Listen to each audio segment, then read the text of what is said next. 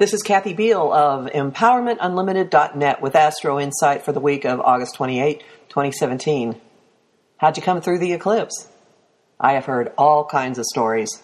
Some magical, some intense, some Me, I got slammed by the cosmic 2x4 and was forced into a total timeout and reboot. And whatever happened for you, even if it was I don't know, it's not over. It's not over at all. Cosmic gears are turning that are going to continue to tinker with the effect of the eclipse well into September, although we will be feeling its effects for months longer than that.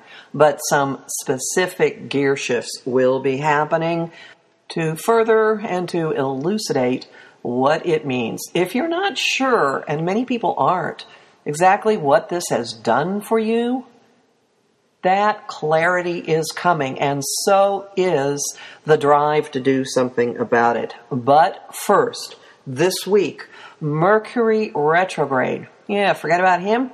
Mercury retrogrades back into the sign of Leo and begins its slow roll back to the degree of the eclipse, where it will basically sit after Labor Day in the States, September 3rd through 5th. That's where it's going to station direct. So for right now, notice conversation levels starting to pick up, maybe some more people from the past showing up, or things from the past, or unfinished business flaring, maybe would be a good word for it.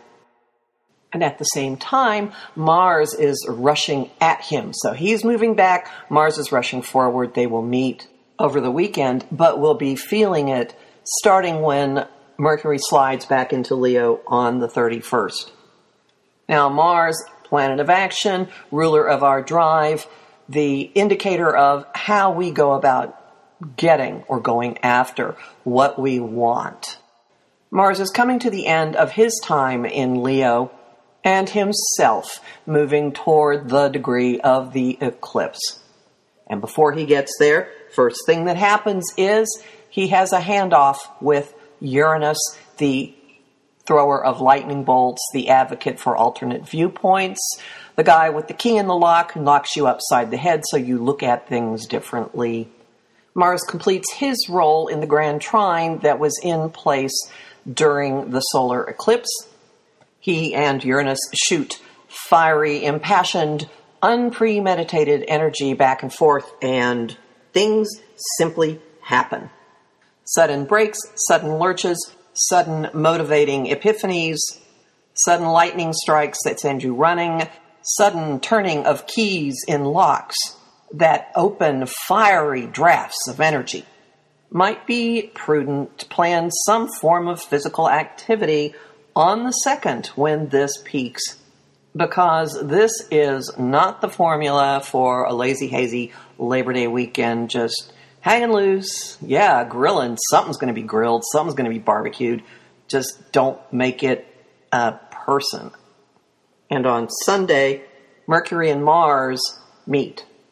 Mercury backing into it, Mars running forward, and there is this blast of walking your talk, mind and will, mind and drive, information, communication, and drive merging in high energy, high octane, fiery, unpremeditated action. If you've been wondering what all this means for you, what you're supposed to do, what you want to do, I have heard from a lot of people who are sort of watching and waiting and unclear. There is no lack of clarity this next weekend. There might not be a lot of logic. There might not be a lot of reason. There will probably be a fair amount of enthusiasm, energy, fieriness, passion, maybe anger, maybe volatility. But it's not same old, same old. It is not stuckness. A cosmic bell goes off, perhaps inside you, and action simply occurs. So if you have time to rest up before then, if you have the latitude to get your place in order or simply be, that's probably a prudent use of your energy. No need to push, no need to berate yourself. Float in the not quite knowing. and trust that soon you're going to be moving. And how? The homing thought of the week. What else is useful for me to know? Song of the week, I've got two. One's really old, one's obscure. The oldie is Break On Through to the Other Side by The Doors. And the obscure one is Blow the Carbon Out by L.J. Booth. And the image of the week is a cartoon light bulb going off over someone's head, and then the figure darting into action.